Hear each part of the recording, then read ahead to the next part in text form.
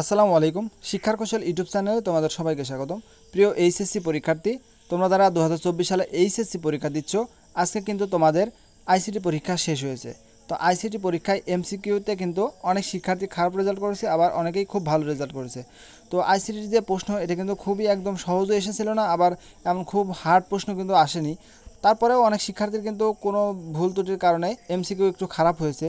তো চলো দেখে আসি আজকে তোমাদের এমসিকিউতে কত পেলে পাস এবং তোমাদের এমসিকিউতে কেমন কত পেলে তোমাদের এ প্লাস, সেই সম্পর্কে আজকে আমরা আজকের ভিডিওতে আলোচনা করব। তো ভিডিওটি শেষ পর্যন্ত অবশ্যই দেখার চেষ্টা করবে। আর তোমরা যারা আমার চ্যানেলে নতুন, অবশ্যই চ্যানেলটি সাবস্ক্রাইব করে পাশে থাকা বেল আইকনটি অবশ্যই চালু করে রাখবে। তো চলো বন্ধুরা, আর দেরি না করে ভিডিওটি শুরু করা যাক। তো দেখো, অনেক বাধা বিপত্তির পরে কিন্তু তোমাদের এই এইচএসসি পরীক্ষা শুরু হয়েছে।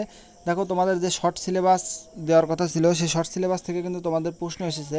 তারপরেও এই শর্ট সিলেবাসে কিন্তু তোমরা কমপ্লিট করতে পারোনি, কারণ মাত্র 15 মাস টাইম পেয়ে কিন্তু তোমরা এই এইচএসসি পরীক্ষা শুরু করেছো।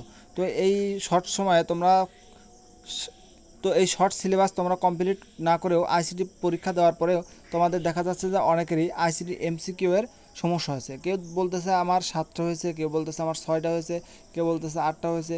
এবং অনেকে আমাকে প্রশ্ন করছে যে ভাইয়া কত পেলে আইসিটিতে পাশ করা যায়। আসলে প্রতি বছরে দেখো যে তোমাদের আইসিটিতে কিন্তু অবশ্যই 8 পেতে হয়, কিন্তু এবছরে সম্ভবত এবারে তোমাদের শিক্ষা মন্ত্রণালয় থেকে একটা ছাড় দেওয়ার আশা রয়েছে, কারণ অনেক বাধা বিপত্তির পরে কিন্তু তোমাদের এই এইচএসসি পরীক্ষা নেওয়া হচ্ছে। তো তোমাদের যাদের আইসিটির এমসিকিউ 6টি কিংবা 7টি হয়েছে, তোমাদের কিন্তু একটি গ্রেস মার্ক দিয়ে শিক্ষা মন্ত্রণালয় থেকে আইসিটিতে পাশ করে দিতে পারে। কারণ দেখো, তোমাদের শর্ট সিলেবাস কমপ্লিট না করে তোমাদের পরীক্ষা নেওয়া হয়েছে, তারপরেও কিন্তু তোমরা পরীক্ষা দিয়েছো।